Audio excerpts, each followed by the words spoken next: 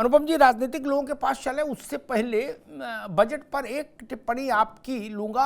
आपने बजट सुना, उस पर राजनीतिक टिप्पणियां सुनी, सरकार की प्रतिक्रिया सुनी और विपक्ष की प्रतिक्रिया सुनी। क्या समझ में आया, क्या है मसला? जब मसले की बात है अमिताभ जी, जी मैंने तो आज तक कभी न केंद्र में न राज्य में कोई ऐसा बजट देखा नहीं कि सरकार पेश करो, विपक्ष पीठ थपथपाए या मेज थपथपाए। ये तो एक रस्म है कि साहब सरकार को बजट पेश करना है, विपक्ष को एक रस्मी विरोध करना। देखिए, मैं रस्मी विरोध दूसरे कारण से भी जी बताता हूं इसे। आप 24 घंटे के बाद इस बजट की चर्चा नहीं करेंगे। आज तक मैंने विपक्ष को बजट पे चर्चा 24 घंटे के बाद करते नहीं देखा। इसका सबसे बड़ा एग्जाम्पल मैं जी उदाहरण दे दूं कि साहब पिछली बार 6,85,000 करोड़ का बजट था, इस बार 7,36,000 कर दिया। पिछले 6,85,000 में से 1,65,000 करोड़ खर्च नहीं कर पाए। क्या आपने विधानसभा के किसी सेशन में विपक्ष को या अखिलेश यादव को इस बात पे पॉइंट आउट करते देखा कि साहब आप अपना बजट नहीं खत्म कर पा रहे हो? आपने जो पैसा अलॉट किया था आप उसको फिनिश ही नहीं कर पा रहे हो। उन्हें मालूम था जिस दिन बजट पेश होगा उस दिन हम खड़े होकर कह देंगे कि साहब ये पीडीए के लिए नहीं। अरे पीडीए के लिए तो अभी आप 16 सीट डिक्लेयर करते हो, 15 सीट डिक्लेयर करते हो, उसमें 1/3 सीट आप अपने परिवार को दे देते हो। ये आपका पीडीए फीफा परिवार है। आप एक ये रस्मी विरोध, सिर्फ एक रस्मी। मेरा मानना है विपक्ष, जी एक अच्छा विपक्ष वो होगा जो सरकार के बजटीय प्राविधान पे पूरे साल नजर रखे, 24 घंटे रस्मी विरोध ना करे। अमिताभ जी, जी मैं आशीष जी के पास चलूं उससे पहले एक अपना तजुर्बा कहूं। विधानसभा तो नहीं, लेकिन जैसी विधानसभा वैसी लोकसभा, एक ही सा चरित्र है दोनों सदनों का, जनता से चुन के आते हैं। मैंने लोकसभा को कवर किया 30-35 साल। बजट के प्रावधानों से सामान्य तौर पर किसी का कोई ताल्लुक ही नहीं रहता। क्या उन्हें आप बजट में कुछ पास बोलो, उन्हें प्रतिक्रिया वही देनी है जो 1950 में दी थी, उससे आगे भी जाने नहीं। जो जवाहरलाल नेहरू के समय में बजट आया था तब जो प्रतिक्रिया दी थी वही याद देनी है, बात खत्म हो गई। और जब बजट के आप अंदर जाएंगे, उसका विश्लेषण करने की कोशिश करेंगे, तो वो अध्ययन की दरकार करेगा, व्यापक समझ की दरकार करता है। और अगर वो नहीं है अध्ययन और व्यापक समझ, तो आप बजट पर नहीं बोल सकते। बाकी किसी मुद्दे पर बोल सकते हैं, बजट पर नहीं बोल सकते, क्योंकि वो थोड़ा कठिन विषय है। आशीष जी, मैं इस बजट को वित्तीय आंकड़ों के संजाल से बाहर लाके यहां खड़ा करता हूं कि आज बजट आया है, इसके 60 दिन के भीतर भीतर उत्तर प्रदेश को 80 लोकसभा सांसद चुन के भेजने हैं। इस टाइम टेबल को ध्यान रखना मुझे लगता है ज्यादा जरूरी है, नहीं आशीष जी? जी बिल्कुल, क्योंकि इतनी जल्दी नजदीक अब भविष्य में चुनाव है और बहुत महत्वपूर्ण चुनाव है कहीं ना कहीं। लेकिन यहाँ ये भी देखना है कि जैसे आपने बहुत अच्छी बात कही कि हाँ, आंकड़ों से जो है हम उसको बाहर रख करके बात करें, क्योंकि आंकड़ों से आप चर्चा तो कर सकते हैं, नाम तो बड़ा हो जाता है, लेकिन जैसा अखिलेश जी ने कहा कि केवल नाम का नहीं काम का बजट होना चाहिए। एक आम आदमी ये सोचता है कि ठीक है, बहुत लंबी जब अखबार में वो छप के आता है कि इसमें ये प्रावधान दिए, तो वो ये ढूंढ रहा होता है कि इससे सीधे तौर पे मेरे यानी एक आम आदमी को क्या फायदा होने वाला है। अभी आपने जो दिखाया, मैंने उसमें दो प्रमुखता बातें देखी कि एक जो किसान है जो 60 साल से ऊपर के हैं, उनको 3,000 रुपए प्रति माह, शायद प्रति माह ही है, वो एक पेंशन के तौर पर मिलेगा। सुनने में बहुत अच्छा लगता है, लेकिन अगर उसी को हम दूसरे तरीके से देखें कि यदि जो किसान जिसकी आय दुगनी करने की बात की गई थी, क्योंकि जब आप एक किसान को ज्यादा समृद्ध बनाएंगे तो आप एक प्रोडक्शन बढ़ाते हैं, सर्कुलेशन बढ़ेगा, उसी से आगे जो है और लोगों को व्यवसाय मिलेंगे, तो वो एक साइकिल होता है, वो ज्यादा अच्छा बनेगा, जिससे हमारी इकोनॉमी ज्यादा बेहतर कर सकती है। ये 3,000 रुपए बजाय एक व्यक्ति को देखने का नजरिया है, लेकिन क्योंकि चुनाव है तो शायद मेरे ख्याल से उस नजरिए से देखा गया है। लेकिन बेहतर ये होता है कि हम उसको इस तरह से इंप्रूव करते हैं कि तो अगर हमारा प्रोडक्शन बढ़ेगा तो कहीं ना कहीं उस चीज से सारा कुछ बेटर होता है। उस गांव में, जिस गांव में प्रोडक्शन बेटर हो, धीरे धीरे हम इसी तरह बढ़ सकते हैं। जैसे अभी बात कही गई कि 5 लाख का जो लोन शायद दे रही है सरकार, इंटरेस्ट भी युवाओं।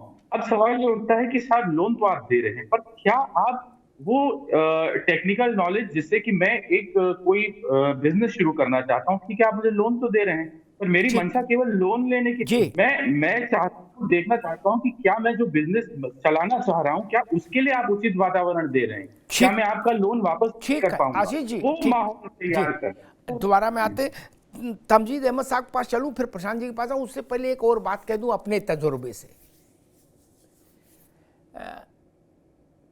आशीष जी ने कहा कि भाई 3,000 रुपया महीना पेंशन देने से अच्छा है उत्पादन बढ़े, ठीक बात है।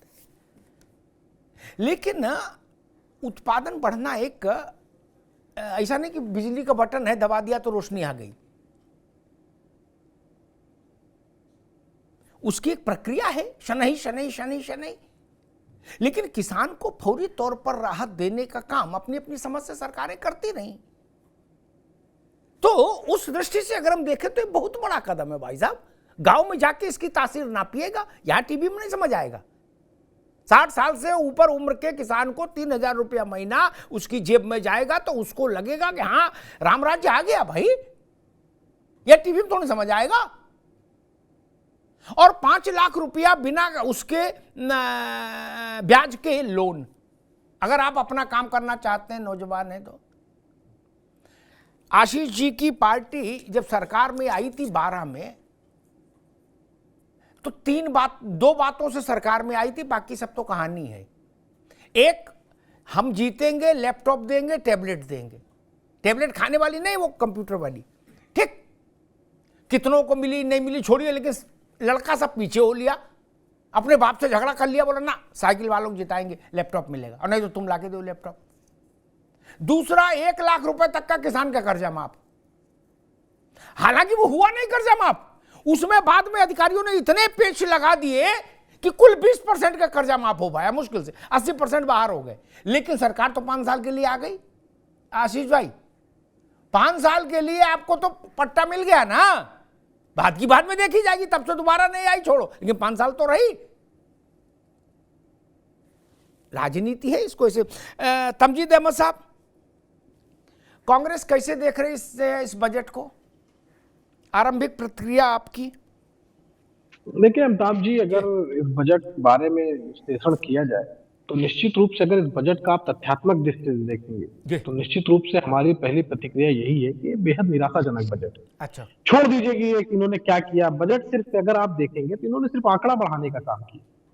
एक्सपेंडिचर वर्सेस आंकड़ा बढ़ाने की अगर आप प्रक्रिया देखेंगे तो एक्सपेंडिचर कितना हुआ है, कितना सरकारी बजट का इस्तेमाल नहीं हो पाया। बहुत सही अभी जो विश्लेषक महोदय ने कहा कि ये बहुत गंभीर प्रश्न है कि आप आंकड़े तो बढ़ा देते हैं बजट में बड़े बड़े।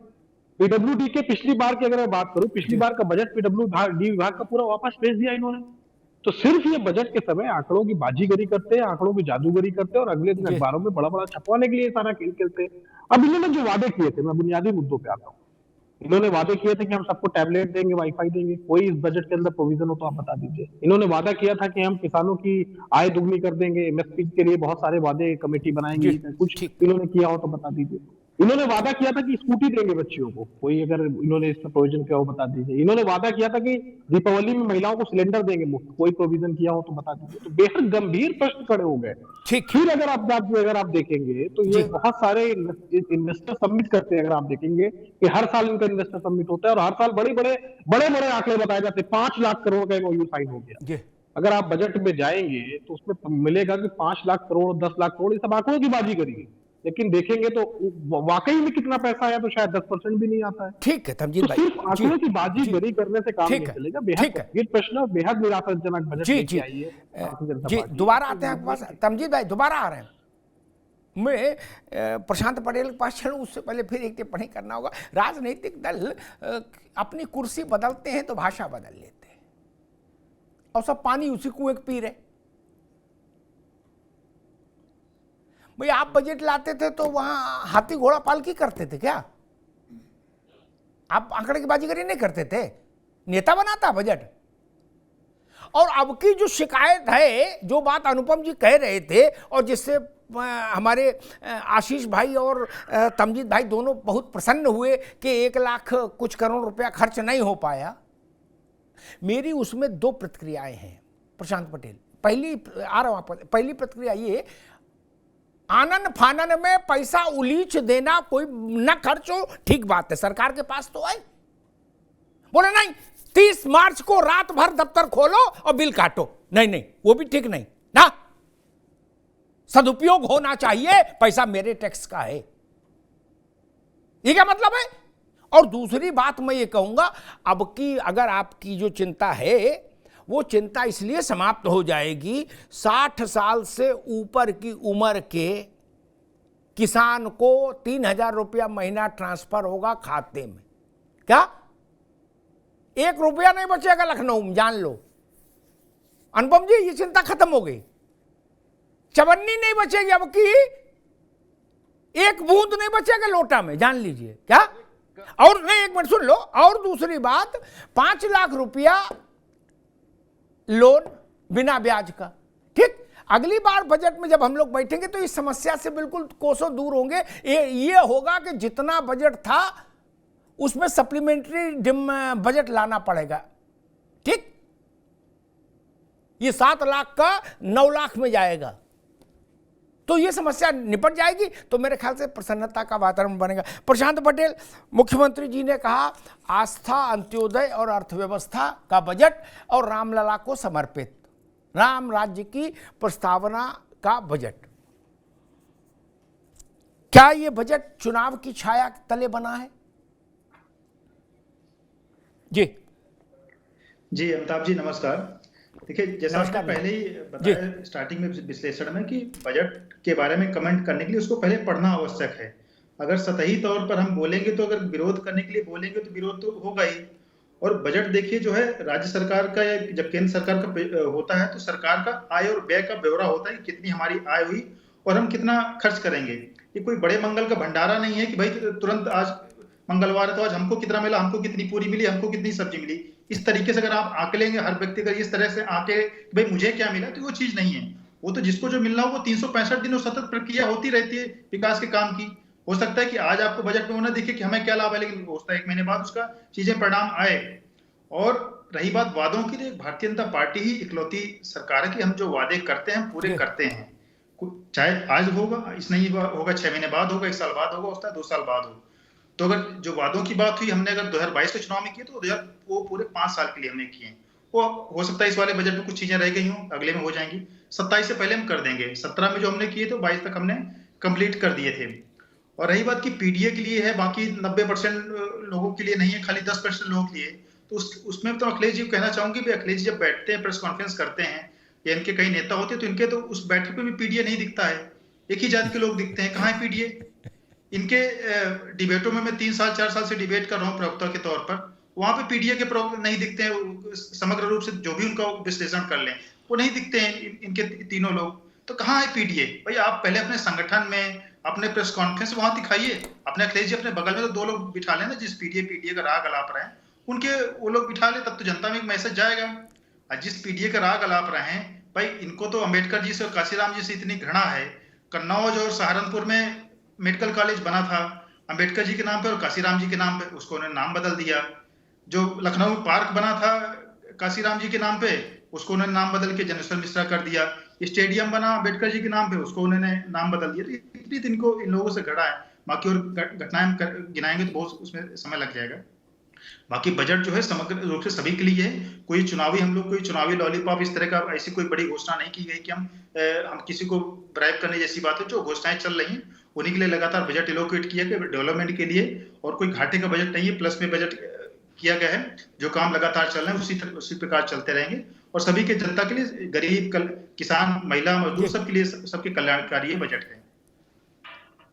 अनुपम जी, लोकतंत्र में सारी लिखा पढ़ी एक तरफ, लेकिन शुद्धतम पवित्रतम तरीका ये किसी भी सरकार के फैसले को सही या गलत मानने का, जो मैं मानता हूं कि शुद्धतम तरीका है, सबसे प्योरेस्ट फॉर्म है, वो है जनता का जनादेश। ठीक, तो बटन दबा दीजिए। 60 दिन के भीतर जनता जनादेश देने वाली है। उसमें बजट भी तराजू पे तुल जाएगा। नहीं, जो बात कांग्रेस या समाजवादी कह रहे हैं, अगर इसी बात को सही माने तो फिर तो भाजपा को 80 में 80 सीटें हार जानी चाहिए। नहीं अनुपम जी, आपको बहुत दिन तो देखिए बचे अमिताभ जी, नहीं। मैं एक बात आपकी ले लेता हूँ, जी। एक बात हम अपने कांग्रेसी और सपा के भाइयों की ले लेते हैं। जी। जैसे इनको जैसा आपने कहा कि इन्हें बहुत खुशी हुई जब मैंने बताया कि 1,65,000 करोड़ इस्तेमाल नहीं हुआ, लेकिन उसी रो में ये तमाम बात कह गए कि साहब इतने लंबे लंबे फॉरेन ट्रिप किए, कुछ नहीं। तो मैं बता दूं, और बहुत ध्यान से सुने, इसको गौर करें, 2000 से लेके 2017 तक 3,000 करोड़ का फॉरेन इन्वेस्टमेंट उत्तर प्रदेश में आया 17 साल में, और 2019 से लेके 2022 तक 11,000, करीब 4 गुना केवल 3 साल। भैया सुन लो, तो ये मत कहिए। आशीष भाई और अहमद साहब, मैं आरबीआई रिपोर्ट पढ़ के सुना रहा हूं, फिर जी। सुनिए। 2000 जो आरबीआई रिपोर्ट है, अब आप कह दीजिए आरबीआई भी फर्जी है, ईडी नहीं, आरबीआई ने अभी तक राष्ट्रीय स्वयंसेवक संघ की शाखा में जाना शुरू किया नहीं। नहीं, वो बता, सुन मेरी बात सुने, अब देखिए फिर सुने। सन 2000 से लेकर, मेजर साहब सुन लें, बीचे ना बोले, सुन लें, सन 2000 से लेकर 2017 तक उत्तर प्रदेश में कुल 3,000 करोड़ रुपए का निवेश हुआ। 2019 से लेकर 2023 तक इन 3-4 सालों में 11,000 करोड़, 4 गुना। जो 17 साल में आप निवेश लाए थे, वो 4 साल में उसका 4 गुना, पहली बात। और आप देखिए 11वीं पोजीशन में उत्तर प्रदेश में एफडीआई में, पहली बात। दूसरी बात, एक बात जो आज योगी सरकार ने कही और अभी उस पर चर्चा नहीं हो रही है, और मेरे पास वो आंकड़े मुझे देखने की भी जरूरत नहीं है, मुझे पूरा याद है अमिताभ जी। 2012 में जब अखिलेश यादव सरकार आई, तो उस समय हमारा पर कैपिटा इनकम 32,000 था जी। 2012 से 2017 5 साल में अखिलेश यादव ने उसको बढ़ा के 52,000 कर दिया, और योगी सरकार ने उसको बढ़ा के 2022-23 तक 83,000 करोड़ किया, और आज उनका दावा है कि यह डबल हो गया। तो अब आप देखें, अगर आपने 5 साल में पर कैपिटा इनकम, प्रति व्यक्ति आय, यदि आपने 20,000 बढ़ाई, तो साहब वो तो 20,000 को 50,000 करीब बढ़ चुकी है। आप देखें अब तक, पहली बात। तीसरी बात, एक बात जो मुझे अजीब लगती है कि बजट हो, फॉरेन रिलेशंस हो, इंटरनेशनल पॉलिटिक्स हो, सबकी जड़ में पीडीए आ जाता है। आप 15-16 सीट अनाउंस करते हो, उसमें 20% सीट आप अपने परिवार को दे देते हो। 15-16 में 3 सीट आपने दे दिया अपने परिवार को। नहीं, वो मान के चल रहे कि परिवार भी पीडीए है। नहीं, परिवार में पी फॉर परिवार ही है, पीडीए में पी फॉर परिवार ही है। पी फॉर परिवार है, ए फॉर अखिलेश है, और डी आप समझ लें, आप उसको जैसे चाहें उसको आप जस्टिफाई कर लें। तो आप इसको देखें, पर कैपिटा इनकम डबल हो गई। आप देखें कि आप 17 साल में जो पैसा लाए, वो 4 साल में उसका 4 गुना ले आए हैं। आप उसके लिए जो मुझे बात बुरी लगी अमिताभ जी, और ये आप बहुत समझेंगे, देखें, आप बजाय इसके कि आप उसका आप छिद्रान्वेषण करो कि बजट क्या है, कैसा है, आप उसका मजाक क्या कह के उड़ाते हो। जिनको माउस चलाना नहीं आता वही लोग दोहे बोलते हैं। जिनको माउस चलाना नहीं आता वो दोहे बोल के अपनी अक्षमता छुपाते हैं। फिर वही बात, फिर वही भगवा पे आरोप कि वो साधु संत क्या जाने, वो दोहा बोल के बोल रहे हैं। तो मेरा सिर्फ एक बात, अमिताभ जी, जो आपने सवाल किया था उस पर लौटने वाला, कि अभी चुनाव होगा और माना जाता है कि वो एक अल्टीमेट पैरामीटर है, सारे पैरामीटर उसके आगे फेल है, तो अभी फिर चुनाव होगा। आज तक आप अपना बयानिया नहीं बदल पाए, वही सन 52 का, जैसे आप कह रहे हैं सन 52 का बयानिया आज भी आप ठीक बात अनुपम भाई। मैं आशीष जी के पास चलूं उससे पहले एक बात और कहूं, हमेशा के लिए इस बात को ख्याल रखें, नेता खास तौर पर, भारत और देशों, बड़े देशों के मुकाबले थोड़े अलग तासीर का देश है। पता नहीं आप लोगों को स्मरण है कि नहीं है कि कामराज के मुख्यमंत्रित्व काल में तमिलनाडु ने सबसे ज्यादा साक्षरता पाई। क्या वो ऑस्ट्रेलिया से नहीं पढ़े थे क्या? लेकिन उन्होंने पूरे सूबे को पढ़ा दिया। ये कौन सी बात हुई? ये कौन सी बात हुई भाई? ऐसे तर्क ठीक नहीं, और ऐसी बातें भी नहीं करना चाहिए जो व्यक्तिगत तौर पर आक्षेप करें किसी उसको। आशीष चतुर्वेदी जी, अनुपम जी ने कहा कि जो 11 साल में आप, कितने साल में आप लाए, उससे 4 गुना 3 साल में ये ले आए निवेश। चतुर्वेदी जी, आंकड़े पे आंकड़ा बताओ भैया। मैं वही आंकड़े सुन रहा था और मैं जी। बड़ी उम्मीद लगा रहा था कि आंकड़े ना बता के ये बताएंगे कि इतने हजार करोड़ आए कहाँ लगे। कोई नया बिजली उत्पादन केंद्र उत्तर प्रदेश में लगा हो, कोई जी। बड़ी नई इंडस्ट्री उत्तर प्रदेश में लगी हो, तो वो पैसा गया कहाँ भैया, ये भी तो बता देते। इतने जानकार हैं तो बताना चाहिए था। केवल वही, अभी मैं आपको जो ये बजट का वो गिना रहे थे, आज मैं आपको बड़ी खुशखबरी से बता दूं, शायद हमारे जो राजनीतिक विश्लेषक हैं उनकी जानकारी में शायद ना हो, या जान के वो बोलना ना चाह रहे हो, जो भी बात है। पड़ोस में एक अफगानिस्तान नाम का देश है भाई साहब, जिसमें तालिबान की हुकूमत चलती है। अपने फोन पे आप उसकी करेंसी और भारत की करेंसी को मिला लीजिएगा, 2-3 दिन आपको ऐसे मिलेंगे कि अफगानिस्तान की करेंसी भारत की करेंसी से ऊपर चली गई है। तो आपके जितने तर्क, जितने कुतर्क, जितनी विदेश यात्राएं हैं, उसका क्या अंजाम भारतीय इकोनॉमी पे दिख रहा है उसको बताने की जरूरत नहीं है। केवल चुनाव पैमाना नहीं होता कि क्या हो रहा है, आपकी अर्थव्यवस्था में क्या चल रहा है, वो रुपया बता रहा है कि अर्थव्यवस्था कहाँ खड़ी है और क्या हो रहा है। दूसरी बात यह कि बांग्लादेश भी एक बड़ा देश है हमारे बगल में ही, एक कई बार हमारी से ज्यादा पर वो जो जीडीपी है वो भी आगे निकल गया था। भूखमरी में पाकिस्तान और बांग्लादेश हमसे बेहतर स्थिति में है। 20 करोड़ आदमी बिना एक वक्त का खाना खा के सो रहा है जनाब, वो भी इसी अर्थव्यवस्था का नतीजा है। कानून व्यवस्था दी गई थी। वाराणसी में 3 भारतीय जनता पार्टी के नेताओं ने बीएचयू में एक लड़की का बलात्कार किया, 2 महीने तक एफआईआर दर्ज नहीं हुई थी। ये प्रधानमंत्री की कॉन्स्टिट्यूंसी का हाल है। छोड़ दी आशीष भाई, ठीक, मैं फिर वही कहता हूं, तमजीद अहमद के पास जाऊं उससे पहले अभी अनुपम अभी नहीं एक बात और कह दूं। मैं फिर कहता हूं, मैं ना आपकी सच मानूं ना प्रशांत पटेल की मानूं, ठीक, मैं तो ननकू और रज्जाक का फैसला मानूंगा। 60 दिन के भीतर आ रहा है। आप कह रहे हो 20 करोड़ भूखे, हो सकता है तमजीद अहमद कहे 60 करोड़ भूखे, तो जिसके कारण भूखे उसको हटाएंगे, आपको लाएंगे, आपका चाल चलन बेहतर होगा तो फिर रिजल्ट आ जाएगा। और अगर रिजल्ट फेल हुए तो माफी मांगना, आके कहना हमने झूठ बोला था, तब तो माफी मांगनी पड़ेगी ना भाई, तब तो माफी मांगनी पड़ेगी कि हमने दुष्प्रचार किया। खैर, तमजीद अहमद मसला वही, बजट से आम व्यक्ति को लाभ है या नुकसान है, उसको कुछ आगे बढ़ी जिंदगी की गाड़ी की नहीं बढ़ी, ये आम व्यक्ति ज्यादा बेहतर जानेगा कि भाजपा, सपा और कांग्रेस बेहतर जानेंगी।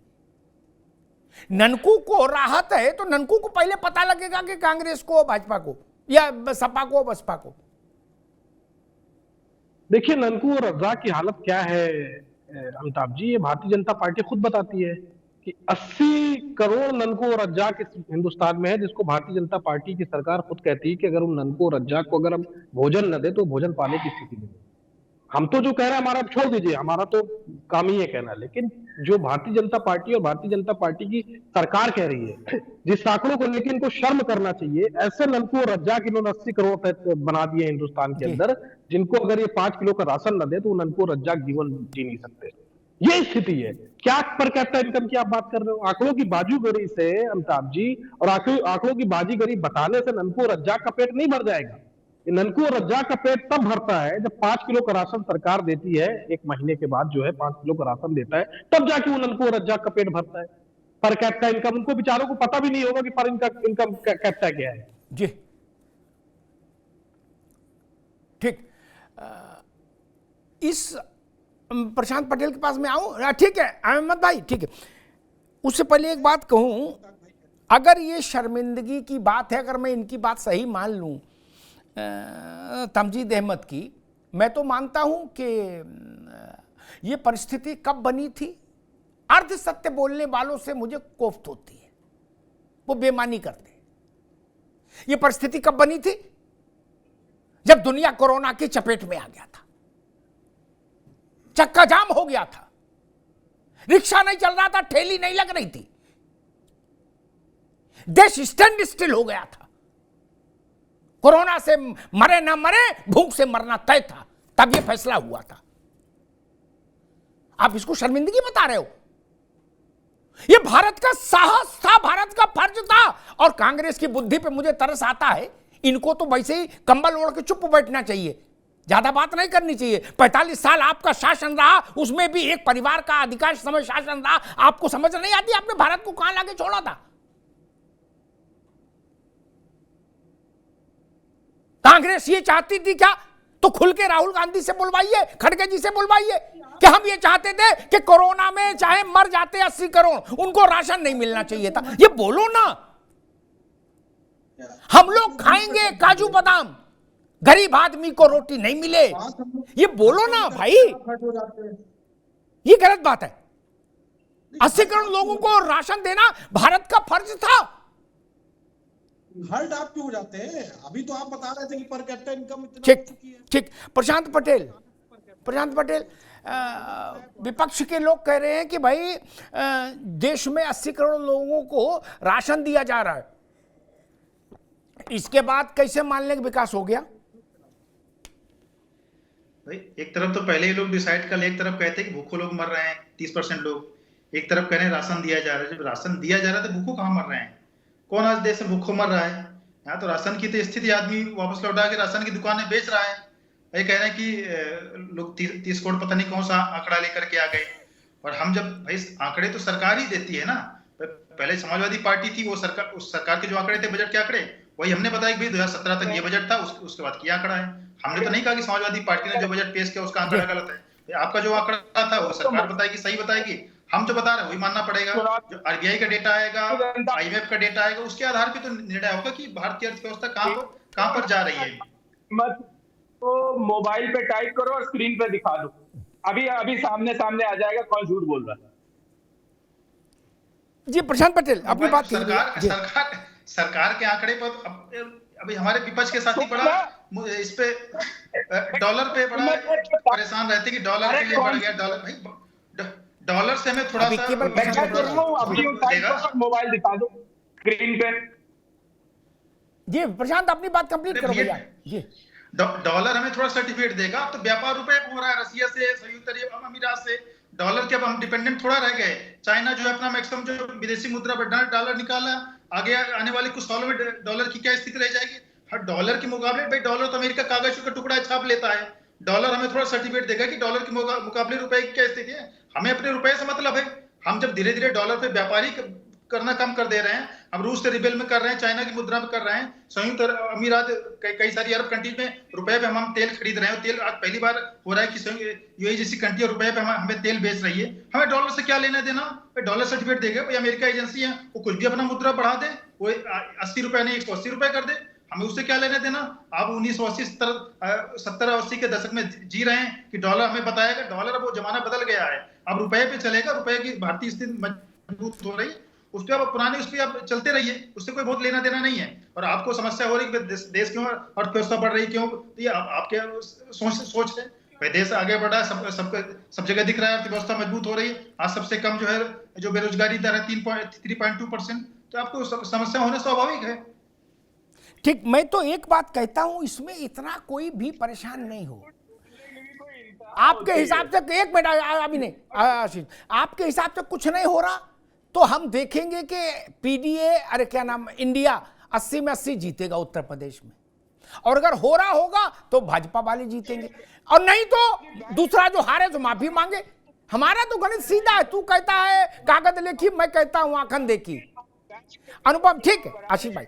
अनुपम मिश्रा, विकास हुआ, एक बड़ा बुनियादी सवाल मैं हमेशा पूछता रहा राजनेताओं से, लेकिन वो उसमें थेथराई करने लगते।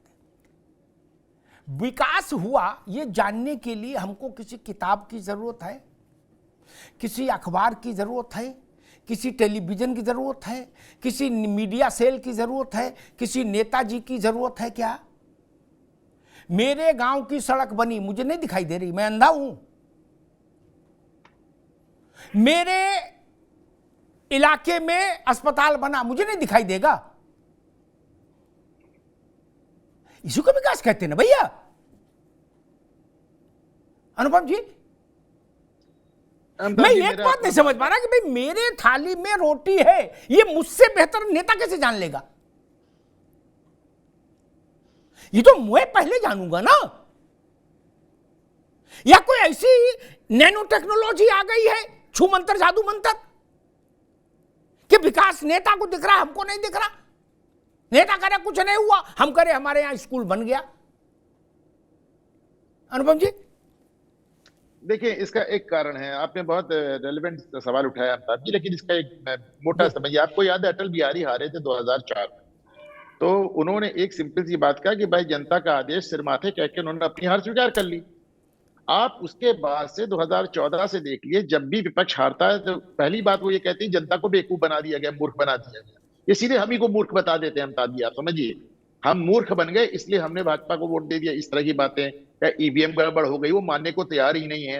रही बात विकास की, विकास जो है मेरा अपना मानना है अमिताभ जी कि पिछले 77-80 साल में जो भी सरकार रही उसने अपनी तरह से विकास किया। ये नहीं कह सकता कि किसने विकास नहीं किया, कुछ ने कम किया है, कुछ ने ज्यादा किया है, कुछ ने खास इलाकों का किया है, किसी ने अमेठी का किया है, किसी ने सफाई का किया है, और कोई मथुरा, काशी, वृंदावन और अयोध्या कर रहा है। सबकी अपनी अपनी प्रायोरिटी है। सपा की प्रायोरिटी सफाई थी, कांग्रेस की प्रायोरिटी अमेठी थी, उन्होंने एम्स ही अमेठी में पहुंचा दिया, और इनकी प्रायोरिटी है मथुरा, काशी, वृंदावन, अयोध्या। तो भाई लोग अपनी अपनी पसंद देख लें। एक जो अभी हमारे सपा के नेता कह रहे थे, देखिए एक बात है, सीधे कुतर कह देना, ये सब कह देना मेरी समझ में नहीं आता। आप कह रहे अफगानिस्तान की, आपको बिल्कुल इकोनॉमी पे ध्यान दें। अफगानिस्तान की जो आपकी रेवेन्यू है, वो जो उनकी जो मुद्रा है वो बहुत स्ट्रांग इसलिए है भैया क्योंकि अफगानिस्तान कुछ इंपोर्ट नहीं करता, उसको अपने लोगों को कुछ देने, उनका इंपोर्ट जीरो है। वो बाहर से उनके ना किसी से संबंध है ना व्यापारिक संबंध है। आप भी इंपोर्ट बंद कर दीजिए, आपका भी हो जाएगा। सारा बैलेंस ऑफ ट्रेड से आपका पैसे की रेवेन्यू तय होती है कि उसकी क्या वैल्यू है। तो अफगानिस्तान के आज की तारीख में किसी से व्यापार ही नहीं है। तो जब इंपोर्ट ही नहीं करोगे तो भाई तुम्हारा रुपया तुमको मुबारक, जितना उतना उसका पैसा चला लो। और इसके बाद ये कहना कि पैसा कहाँ जा रहा है, एफडीआई आ रहा है, तो अभी आपने अमिताभ जी का नजर नहीं आता। आपको माइक्रोसॉफ्ट का इन्वेस्टमेंट नजर नहीं आता, आपको मौरी का नजर नहीं। कोविड के दौरान सैमसंग पहली कंपनी थी जो चीन से भागी थी, और चीन से भागी तो नोएडा में गिरी, चीन से भागी तो नोएडा में गिरी। आपको नजर नहीं आता, आपको जेवर एयरपोर्ट नजर नहीं आता, आपको एक्सप्रेसवेज नजर नहीं। अब उसका देखिए कुल मिला के अमिताभ जी, एक आखिरी आपके सवाल का जवाब दे दूं। जो आपने कहा कि मैं कि अभी जनता का फैसला आ जाएगा, तो जनता का फैसला आपने देखा एग्जिट पोल आता है, पता चलता है फैसला फलाने हार रहे हैं, ढिकाने हार रहे हैं, तो वो भी कहते हैं एग्जिट पोल भी गलत है, और अगले दिन जब असली फैसला आ जाता है तो कहते हैं ईवीएम गलत है। तो हमारी माने ना माने, अपनी गठबंधन की साथी ममता दीदी की मान लें जो कह रही है 40 सीट के मोहताज हो जाएंगे। ठीक, खुर्जा में एशिया का सबसे बड़ा वेयर हाउस बन रहा है। मैं कांग्रेस और सपा दोनों से कहूंगा, ये एक बन रहा है, इसके लिए ना तो हमको उत्तर प्रदेश सरकार का सूचना पर की दरकार है, ना समाजवादी पार्टी की और कांग्रेस के नेताओं की दरकार है। इतना बड़ा काम चल रहा, हमारे आंखी फूटी हैं, हमें नहीं दिखाई दे रहा। मान लो कांग्रेस का कुछ नहीं हो रहा, हमें तो दिख रहा है कि वेयर हाउस बन रहा है एशिया का सबसे बड़ा। जब हम जेवर से गुजर रहे हैं तो हमें नहीं दिख रहा है एयरपोर्ट बन रहा है। कांग्रेस राहुल गांधी कहेंगे तब मानेंगे क्या? या वो कहीं नहीं बन रहा तो हम मान लेंगे नहीं बन रहा।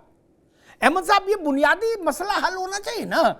विकास ऐसी चीज नहीं ना कि जेब में रख के केवल नेता ही को पता है वो ही दिखाएगा। ये तो जनता को पता होता हो रहा है या नहीं हो रहा है। हो रहा है तो जनता फील गुड करती है, तो आपके साथ खड़ी हो जाती है, नहीं होता तो हटा देती है सरकार से। अहमद साहब, इसमें तो कोई नाराजगी नहीं होनी चाहिए ना इस व्याख्या में। देखिए अमिताभ जी, हम लोग की तरफ एक कहावत कही जाती है कि सावन के अंधे को हर जगह हरा हरा ही दिखता है। जी, अपने ऊपर मत लीजिएगा, ना तो विश्लेषक साहब अपने ऊपर लेंगे, लेकिन जिस तरीके से नसीहत आप दे रहे हैं, जिस तरीके से भारतीय जनता पार्टी के पक्ष में आप दोनों लोग खड़े हैं जी, तो मतलब वो कहावत मुझे याद आ गई, अपने ऊपर पर्सनली मत आपको कहावत अच्छी है। एक मिनट तमजीद अहमद, एक मिनट। तो आपके पास, जनता के पास तो अच्छा चश्मा है ना साहब। बता रहा हूँ आपकी सीटें मैं गिनूंगा 60 दिन बाद, और नहीं आई तो आपको स्टूडियो में बुलवाऊंगा और कहूंगा माफी मांगिए। अमिताभ जी, अब आप ये मानिए, तेलंगाना में हार गया तो भारतीय जनता पार्टी कितने प्रवक्ताओं से आपने माफी मंगवाई? क्या मैं उत्तर प्रदेश की बहस कर रहा हूं भैया। ये बताइए अमिताभ जी, चलिए मैं आपकी बात मान लेता हूं। क्या हम लोग हार जाएंगे तो मतलब आप हम लोग को बाइकाट कर देंगे, खत्म नहीं, कर देंगे? बाइकाट नहीं, आपको ये कहना पड़ेगा कि हमको देश की नब्ज की समझ नहीं। आप फिर हमें बुलाते क्यों हैं? हम तो हारे ही लोग हैं ना। ना गलत बात। मैं आपको ये कहना होगा कि हमको देश की नब्ज की समझ नहीं। देखिए अमिताभ जी, आप लोग हम लोग को बुला रहे हैं तो हम लोग भैया, पक्ष मान रहे हैं ना, मैं हम लोग तो- भी जनता की आवाज है इसलिए बुला रहे हैं। ठीक है तमजीद भाई, आगे बात।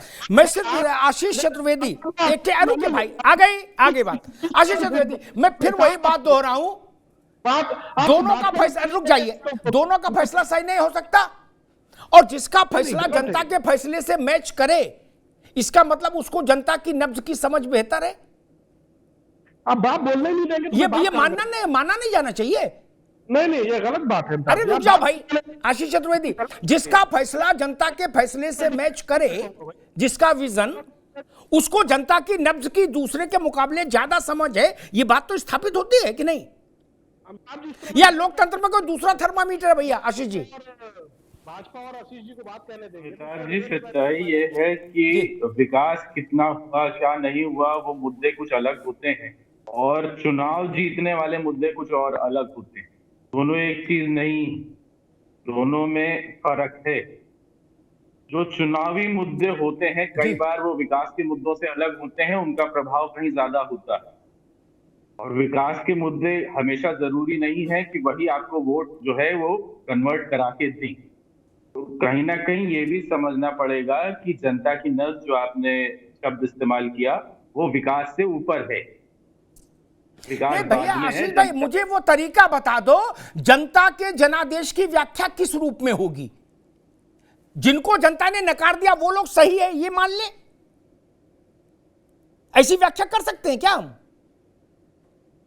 आशीष जी, मैंने कहा ना साहब जी कि कुछ मुद्दे ऐसे होते हैं जिन पे कहीं ना कहीं जो जनता के से ज्यादा उससे जुड़े हुए होते हैं मुद्दे, मतलब उसकी भावनात्मक जो रीच होती है वो विकास के मुद्दे या विकास कार्यों से कहीं ज्यादा होती है। ऐसे भावनात्मक मुद्दे होते हैं, ऐसी बहुत से चीजें होंगी जो विकास के एजेंडे से ऊपर होती हैं, और कहीं ना कहीं भारतीय जनता पार्टी ने उसका बहुत समझदारी से इस्तेमाल किया है, तो उनको सक्सेस मिला है उस चीज पे, इसमें कोई दो राय नहीं। आशीष भाई, पीडीए भी वैसे ही भावनात्मक मुद्दा है, पीडीए कोई आर्थिक मुद्दा तो है नहीं, पीडीए भी वही इमोशनल प्राइड को अपलिफ्ट करने का एक उछालने का सिक्का है। नहीं उछाला तो आपने भी, जो आप उछाल सकते वो आप उछाल रहे, जो भाजपा उछाल सकती भाजपा उछाल रही। नहीं, ये पीडीए ये कोई अर्थशास्त्र तो है नहीं, ये भी इमोशनल कार्ड है। आशीष जी, तो अब तो राजनीति उस तरफ जा रही है ना, तो आप भी वही कार्ड चल रहे हो ना, तो फिर तो निर्णय बराबर हो गया, आप भी उसी कुछ वैसे दाव चल रहे हो। नहीं नहीं हम ये पीडीए क्या है? ये पीडीए क्या है? ये पीडीए अर्थशास्त्र का मुद्दा है कि इमोशनल कार्ड है? कहीं ना कहीं जो ऐसे लोग हैं जो समाज में आर्थिक रूप से उतने संपन्न नहीं है, चाहे वो किसी भी कास्ट से आते हो, ये उनके लिए एक उठाया गया मुद्दा। नहीं, आशीष जी की बात से मैं असहमति जताऊंगा। एटा, इटावा, फरुखाबाद, मैनपुरी चले जाओ, पीडीए में शामिल एक वर्ग है, वो उसकी संपन्नता कहीं से किसी से कम नहीं है। कैसे कह देंगे, कैसे मान लेंगे? हम तो जमीन की बात करते हैं, हमें ज्यादा लिखा पढ़ी तो आती नहीं। आशीष जी समझ रहे हैं? गाड़ी है, घोड़ा है, ट्रैक्टर है, राइफल है, बंदूक है, कोल्ड स्टोरेज है, स्कूल है, और क्या करेंगे?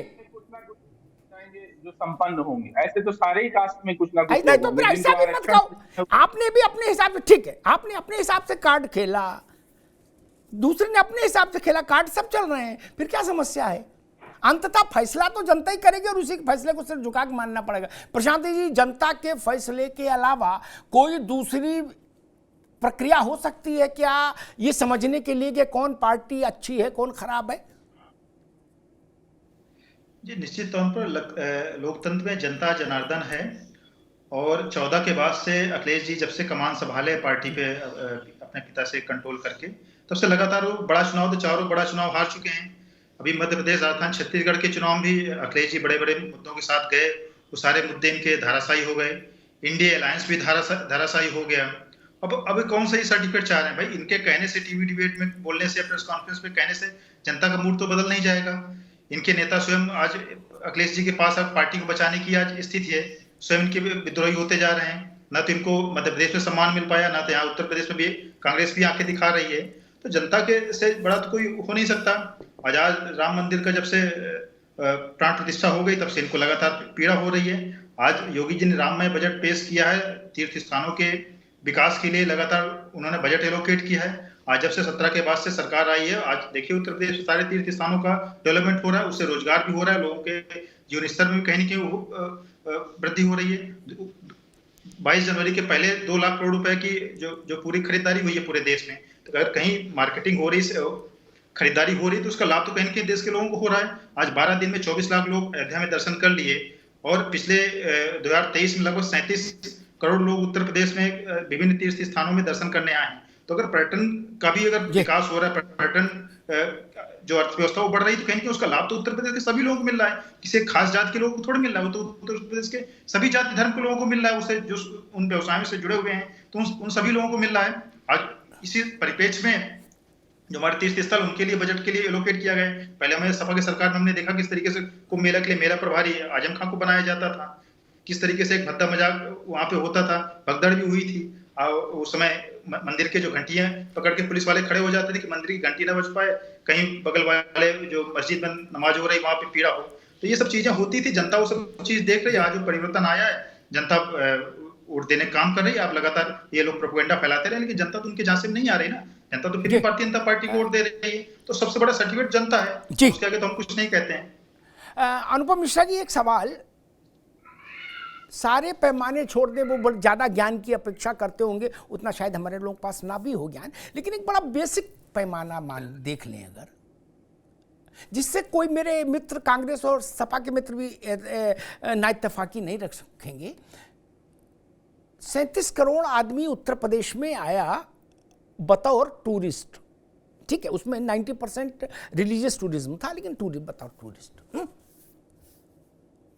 एक आकलन कहता है कि मिनिमम 2 से 3 हजार रुपया प्रति व्यक्ति खर्च करता है घर से घर तक, घर से निकलने से और तीर्थ करने के बाद वापसी तक। उत्तर प्रदेश की अर्थव्यवस्था में, देश की अर्थव्यवस्था में ये 37 करोड़ लोग जो उत्तर प्रदेश में आए, उनसे जो अर्थव्यवस्था को चक्का घूमा, जो गति मिली, उससे ननकू और रज्जाक को लाभ पहुंचा कि नहीं पहुंचा? अनुपम जी। देखिए अंतर जी, मैंने इसको सब चैनल्स पे कहा है कि भाई पिछले 2 साल में काशी में 13 करोड़ लोग आए केवल एक मंदिर के लिए। एक मंदिर के लिए काशी में 2 साल में 13 करोड़ लोग आए, और ये संख्या पहले अमिताभ जी 1 करोड़ 70 लाख हुआ करती थी। आज वो 1 करोड़ 70 लाख आपको 13 करोड़ में बदल गया। जिस दिन हम घर से निकलते हैं और हम पहला फोन करते हैं टिकट बुक कराने के लिए, वहां से अर्थव्यवस्था में हमारा योगदान शुरू हो जाता है, और जब तक हम घर से ऑटो से वापस पहुंचते हैं, जिससे भी टैक्सी से पहुंचते हैं, तब तक वो योगदान चलता रहता है। तो जब आप 13 करोड़ आदमी काशी में जाता है, तो होटल से लेके, ऑटो से लेके, खाने से लेके, कपड़े से लेके, फूलमाला से लेके, मतलब किस चीज में उसका योगदान नहीं होता। आज मैं गया था अभी काशी, अमिताभ जी मैं बता रहा था, अभी जगह नहीं मिल रही है, वरना लोगों का बस चले तो 1000 होटल बन जाए एक दिन में। इतना वहां होटल बनाने के लोग परेशान है। वहां मैं गया था अयोध्या, वहां पे होटल देखिए कितनी दूर दूर तक जाके होटल बनने लगे। तो एक चीज और भी देखे ना, एक बहुत मामूली से आंकड़ा फिर वही आरबीआई से निकल के आता है कि यदि 50,000 रुपए का पर कैपिटा प्रति व्यक्ति आयु, अगर 50,000 की जो अखिलेश यादव जी ने छोड़ी थी 2017 में, आज वो तकरीबन दोगुनी हो गई है। अगर आदमी उससे दोगुना पैसा कमा रहा है, तो जाहिर सी बात है ना, वो किसी इन्वेस्टमेंट से कमा रहा है, किसी फैक्ट्री से कमा रहा है। डकैती डाल के तो पर कैपिटा इनकम नहीं डिक्लेयर होती है ना, ठीक, चोरी डकैती से तो नहीं डिक्लेयर होती है ना। ठीक। तमजीद अहमद साहब, एक देगची से एक चावल निकाल के देखने वाली बात है जो मैंने अनुपम जी से कहा कि अगर 37 करोड़ लोग एक साल में उत्तर प्रदेश में आते हैं, तो स्वाभाविक है सैकड़ों किस्म के मदों में कुछ ना कुछ खर्च करते हैं अपनी हैसियत के हिसाब से। ठीक, वो अर्थव्यवस्था का चक्का तेजी से घूमता है, जिसका लाभ ननकू और रज्जाक दोनों को मिलता है बिना किसी भेदभाव के। नहीं, आप इससे सहमत नहीं तमजीद अहमद साहब? देखिए, ननको और रज्जाक को क्या मिला? 37 करोड़ लोग हो सकता है उत्तर प्रदेश के अंदर से ही घूम रहे हो। ये कोई डाटा तो अभी तक हमने कोई ऐसा डाटा नहीं देखा कि 37 अच्छा, करोड़ ठीक। लोग ओह, आप दुनिया भर के किसी कोने से आ रहे हो। नहीं, मैं आपको बता रहा हूँ, अगर कोई आप सोर्स दे देंगे तो मैं उसको चेक कर लूंगा। भिजवा देंगे आपको बता हाँ, देंगे। नहीं, किस सोर्स के तहत आपको कर रहे हैं ये बता भारत दीजिए। सरकार ही डाटा देगी और क्या आपका डाटा कौन सी माना सरकारी? जाएगा? नहीं, कहाँ पे सरकारी डाटा है? मैं आपको डाटा भिजवा दूंगा ना भाई, आप तो डाटा नहीं देंगे, प्रॉब्लम आपके वही पास है, तो वही साधन है, नहीं वही है, है। सरकार ही डाटा अपने आप। बताएगी ना। ठीक है, समझ गया, मैं भी समझ गया, आपके दर्शक भी समझ गए होंगे। बहरहाल देखिए, अब जी। हम लोग को दुख क्या होता है जी। कि हम लोग को जब आप पक्ष बन जाते हैं तो फिर हमारे लिए मुश्किल हो जाती है। आप बोलने भी नहीं दे रहे, मेरे को 2 बार से मौका मिला नहीं, मैं और तो दोनों बार आपने मेरी बात को काट के खत्म करके भारतीय जनता पार्टी और ये जो विश्लेषक बैठे हुए हैं उनके साथ आप बात करके बात खत्म कर देते। अगर सांकेतिक रूप से हम लोग को बैठाना तो बता दिया कीजिए, हम लोग बैठना बंद कर ना देंगे। मैं तो पूरी अगर आपको सहभागिता करा रहा हूँ आपकी। नहीं, सहभागिता नहीं करा रहे ना आप, हम लोग को नसीहत देते हैं, नहीं, भारतीय जनता पार्टी की बैटिंग करने शुरू कर देते हैं। ये गलत है अमिताभ जी। आप विपक्ष का एक अपना स्पेस है, अपना एक स्कोप है। अगर आप सारी नसीहत हमें ही देंगे और ये भारतीय जनता पार्टी वालों को जो भी आंकड़ा दे रहे हैं, फर्जी आंकड़ा जो बैठ के दे रहे हैं। अच्छा, एक बात बताइए अमिताभ जी, ननको और रज्जाक अर्थव्यवस्था में तो कंट्रीब्यूट कर रहे हैं। अभी एजुकेशन का बजट आया केंद्र सरकार का, एजुकेशन का बजट उन्होंने घटा दिया और 2047 की भारत की परिकल्पना कर रहे हैं। क्या 2047 के बजट की परिकल्पना ननको और रज्जाक के बच्चों को शिक्षा के काल कोठरी में डाल के बनाई जाएगी? ये है इनका 2047 का परिकल्पना। अभी ये कौन बैठे थे? ये भारतीय जनता पार्टी के जो प्रवक्ता बैठे हुए हैं, मैं तो सोचा था कोट पैंट पहन के बैठे हुए पढ़े लिखे आदमी होंगे। कह रहे हैं कि डॉलर अपने आप बढ़ा दे घटा दे कोई फर्क नहीं पड़ने वाला। इतना मतलब मैं क्या बताऊं, इतना मजाक वाला बयान कौन दे सकता है? मैं समझ नहीं सकता। भारतीय जनता पार्टी के प्रवक्ताओं से ऐसी आशा हो सकती है कि ऑयल एक्सचेंज में आज भी बिना डॉलर के आप ऑयल खरीद सकते हैं। अमिताभ जी, आप तो जानते हैं इस चीज को, बिना डॉलर के आप ऑयल खरीद सकते हैं और ये इंटरनेशनल ट्रेंड है। ठीक है, कि रुपया बढ़ता है या गिरता है, ये तो एक मिनट प्रशांत, अभी किसी का बात नहीं। तमजीद अहमद अभी रुकिए, 3 मिनट अनइंटरप्टेड आपको अवसर दे दिया। ठीक, अभी अपने सारे आरोप अपने वापस जेब में रख लीजिए। 3 मिनट निर्वाद, किसी को नहीं बोलने दिया, आपको पूरा सुनवा दिया। जितना आपके पास तथ्य थे आपने सब उजागर कर दिए। बहुत बहुत धन्यवाद। ठीक, 3 मिनट इसीलिए अनइंटरप्टेड दिया ताकि आप मन में लेके ना जाओ कि कांग्रेस को कम बोलने दिया। ठीक, कांग्रेस को खूब बुलवा दिया, लेकिन जनता भी बुलवाए ना आपको। मेरे बुलवाने से क्या होगा? राहुल गांधी अमेठी में चुनाव हार जाएंगे और आप झंडा लहराओगे लाल किले पर, कैसे होगा? मेरे लिए लोकतंत्र में चुनाव बहुत महत्वपूर्ण है। ये अच्छा लगे तो, बुरा लगे तो, भाई साहब जान लो। तब आपको बड़ा अच्छा लगता था गुलगुला, जब राजीव गांधी कहते थे हमने भाजपा की नसबंदी कर दी, तब आपको अच्छा लगता था। 2 सीट आई, हम 2 हमारे 2, तब आपको अच्छा लगता था ना? या तो तब आप ऐसा नहीं बोलते। इसलिए मैंने 3 मिनट इसीलिए दिया कि मन में आप मालिन्य मत रखिए। आशीष चतुर्वेदी जी, वही सवाल आपसे। 10 दिन में 25 लाख लोग अयोध्या गए। ठीक, स्वाभाविक उन लोगों ने खर्चा किया। ठीक, जैसा अनुपम कह रहे हैं, घर से निकलने से लेकर और घर वापस आने तक अर्थव्यवस्था में कंट्रीब्यूशन होता है। वो कंट्रीब्यूशन अलग अलग लेयर्स तक समाज में जाता है, पेनिट्रेट करता है। इस बात से आप सहमत हैं कि नहीं सहमत हैं? आशीष चतुर्वेदी। निश्चित रूप से जिस धार्मिक स्थल पे जहां प्रभाव बढ़ेगा या प्रभाव बढ़ेगा, तो वहां की जो लोकल इकोनॉमी है वो कहीं ना कहीं उससे बेनिफिट जरूर करेगी। इसमें कोई दो राय नहीं। चाहे कोई भी स्थल हो और किसी भी वजह से वहां की लोकल वो तो जरूर बढ़ेगी। लेकिन जब हम एक सरकार की बात करते हैं तो केवल एक जिला अयोध्या या एक जिला काशी की बात नहीं हो सकती, तब पूरे संपूर्ण उत्तर प्रदेश की बात होती है। और अगर हम केंद्र सरकार की बात करें तो पूरे संपूर्ण भारत की बात होती है। तो चर्चा में आप 2 शहरों का वो गिना के ये तो बता सकते हैं कि ये 2 शहर अच्छा करेंगे, इनको फायदा होगा, निश्चित होगा, हम भी मानते हैं। लेकिन जब हम सरकार से बात करते हैं तो हम केवल 1 या 2 शहरों की बात नहीं करते, तब हम प्रदेश की बात करते हैं और हम पूरे देश की बात। जी बिल्कुल ठीक। प्रशांत पटेल जी, बिल्कुल ठीक बात है। प्रशांत पटेल, समाजवादी पार्टी कह रही है कि भाई 2 अयोध्या काशी का अच्छा हो सकता है, लेकिन हम पूरे प्रदेश और देश की बात कर रहे हैं। ये तो इस सरकार में पहली बार हो रहा है कि पूरे प्रदेश का विकास हो रहा है। गाजियाबाद से लेके गाजीपुर तक, सोनभद्र तक। पहले तो खाली सफाई का विकास होता था या खाली थोड़ा बहुत राजधानी में विकास होता था। अब इनकी पीड़ा तो यही हो रही, खाली जगह विशेष का विकास नहीं हो रहा, खाली गोरखपुर का विकास नहीं हो रहा, गाजियाबाद से लेकर गोरखपुर सोनभद्र तक हो रहा है। अब इनको ना तो सरकार पे विश्वास है, ना चुनाव आयोग पे विश्वास है, सुप्रीम कोर्ट पे भी सवाल उठा देते हैं, सरकारी डेटा पे भी सवाल उठा देते थे। हम भाई जब आंकड़े पेश करते हैं तो 2014-17 के जो पिछली सरकार के जो आंकड़े थे वो भी तो आपके सरकार के था, उनके सापेक्ष ही तो हम पेश करते हैं आंकड़े।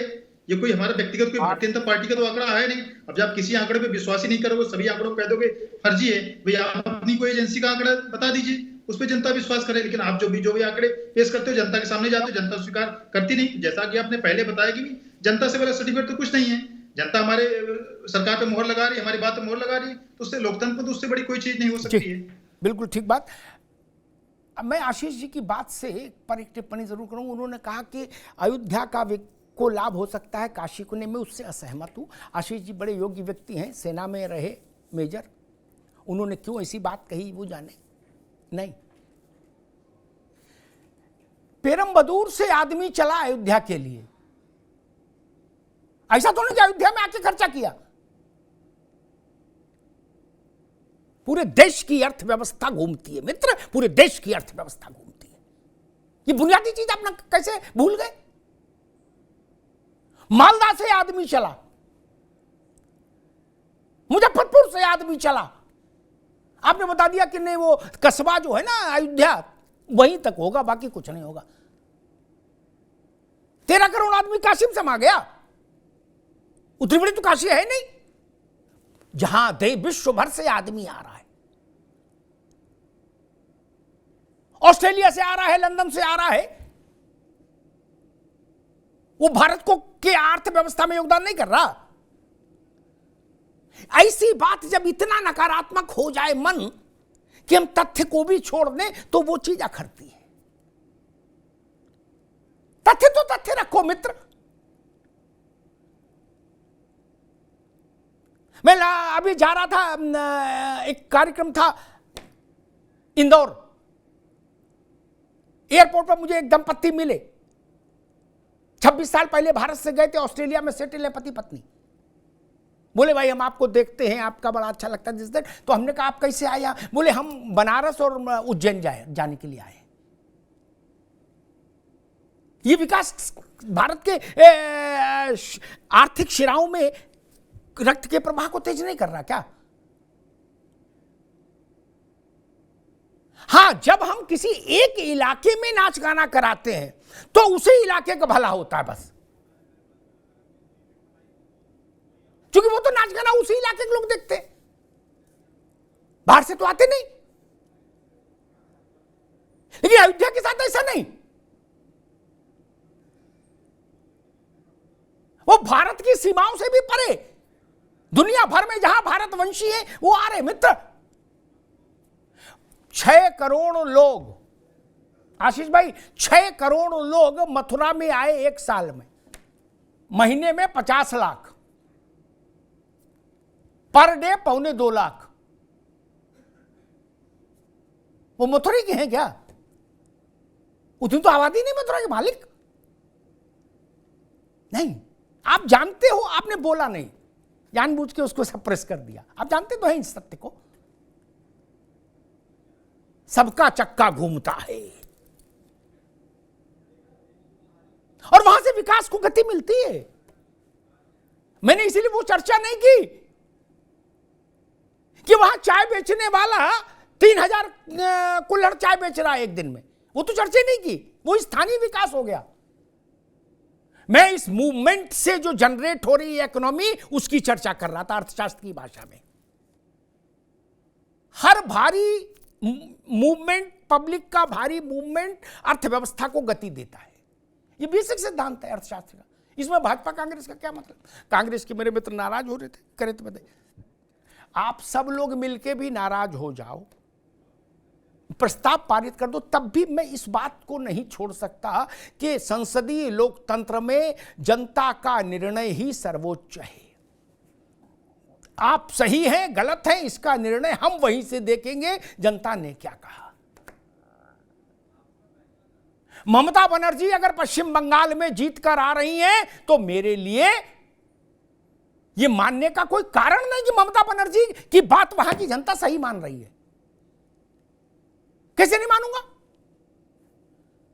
मैं बेईमानी नहीं कर सकता। कांग्रेस वालों को बुरा लगे तो अच्छी बात और भला लगे तो अच्छी बात, मैं कैसे मान लूं? तेलंगाना में आप जीते, आपकी बात जनता ने सुनी, आपकी बात सही हुई। उत्तर प्रदेश में आपको 2% वोट मिला, यह भी उतना ही सत्य है, यह भी उतना ही सत्य है कि राहुल जी चुनाव हार गए अमेठी में। यह सत्य नहीं है क्या? तेलंगाना आपको याद है, हिमाचल का छोटा प्रदेश आपको याद है, लेकिन आपको ये कोई याद दिला दे कि उत्तर प्रदेश में 2% वोट क्यों रहा आपका, तो आप नाराज हो जाते हो। प्रियंका जी की अगुवाई में चुनाव में गए आप, और वो हम ही नहीं कह रहे, तो अखिलेश जी भी कह रहे कि कांग्रेस की कोई स्थिति नहीं है, उसको हकीकत का सामना करना चाहिए, इसीलिए तो वो सीट नहीं दे रहे ज्यादा। इसमें मैंने कोई अलग बात तो नहीं कही मित्र। और मैं फिर उसी बात पर आता हूं, मेरे घर मोहल्ले में विकास हुआ या नहीं हुआ, अनुपम जी, इसके लिए मेरी पहली और अंतिम कसौटी मेरी आंखें हैं, बस। मैं किसी की नहीं मानता ना। मेरे शहर में से एक्सप्रेसवे होके गुजरा, ये जानने के लिए मुझे टीवी देखनी पड़ेगी? ना जी ना, टीवी देखने की क्या जरूरत है? अयोध्या में राम मंदिर बना, इसके लिए अखबार पढ़ना पड़ेगा? जाके नहीं देख रहे हम? नहीं, ये विज्ञापन। और एक बात कही जाती है कि विज्ञापन हो रहा है, विज्ञापन। अब तो विज्ञापन हमेशा हुआ। दूसरी बात मैं कहता हूं कि तमजीद भाई, अगर विज्ञापनों से सरकार बचती होती या आती होती, तो हिंदुस्तान में 1952 में पहला चुनाव हुआ था, तब से आज तक कोई सरकार जाती ही नहीं, एक ही सरकार रहती, सब विज्ञापन देने में सक्षम है। अनुपम जी गलत तो नहीं कहा? अगर विज्ञापन, इसीलिए चूंकि तू कहता है कागज लेखी विज्ञापन, मैं कहता हूं आंखन देखी, कबीर ने कहा। मैं उसी पंथ का हूं कबीर, आंखों देखी ही कहूं मानूंगा, बाकी कहीं सुनी नहीं मानूंगा। और एक बात जो कांग्रेस ने कही थी, मुझे उस बात पर आपत्ति है एक भारतीय के नाते। कोरोना के समय जब पूरा विश्व हाहाकार कर रहा था, कमाने का कोई अवसर नहीं था, आजीविका के सारे द्वार बंद थे, देश कोरोना के शिकंजे में कसा हुआ था, जकड़ा हुआ था, हाहाकारी इस परिस्थितियां थी। उस वक्त भारत की सरकार की जिम्मेदारी थी कि अपने देश के लोगों के लिए अनाज का बंदोबस्त करे। उस पर इस ढंग की टिप्पणी हो रही है। क्या 80 करोड़ लोगों को मरने के लिए छोड़ दिया जाए? आप लोगों के पास पैसा था, 5 साल 10 साल भी कोरोना की हाहाकार चलती, आपकी सेहत पर क्या फर्क था? आप तो फिर भी वही काजू बादाम अंजीर खाते मित्र। लेकिन उस गरीब से पूछिए जो मजदूरी करके अपने 5 बच्चों का परिवार पाल रहा था, कोरोना में वो कहां जाता? कहां जाता? आपने उसके लिए लंगर चलाया था? नहीं। यह हमारी जिम्मेदारी थी, और हमारे टैक्स के पैसे से अनाज मिला है भारत को, के आम आदमी को। इसमें राजनीतिक दलों को पेट में क्यों दर्द हो रहा है? आपकी पार्टी ने फंड दिया क्या उसमें? नहीं। आपने अपनी तनख्वाह से पैसा दिया? नहीं। ये इस देश के आम आदमी के टैक्स का पैसा है जिससे अनाज दिया गया इसी देश के लोगों को। ये भाई का भाई के प्रति कर्तव्य था।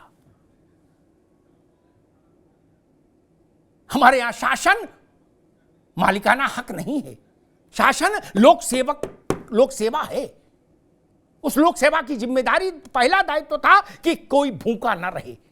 इसलिए इस बात की तारीफ की जानी चाहिए, इसको इस ढंग से कहा जाना चाहिए कि दुनिया के इतिहास में, आशीष भाई, दुनिया के इतिहास में इतना बड़ा अभियान कभी किसी देश में चला ही नहीं खाद्य के आपूर्ति के लिए। ये भारत की ताकत है, ये भारत का मतलब एक दूसरे भाई के प्रति जो सहयोगात्मक रुख है समाज का, ये उसका दिग्दर्शन है मित्र। हमने कोरोना का कालखंड देखा, आपने भी देखा। अपने घर की खिड़की खोलने को कोई तैयार नहीं था, बगल में भूखा मर जाए। अनाज बंटना ही चाहिए था, बंटता रहना चाहिए जब तक कि स्थिति फिर से ठीक अच्छी ना हो जाए। धन्यवाद।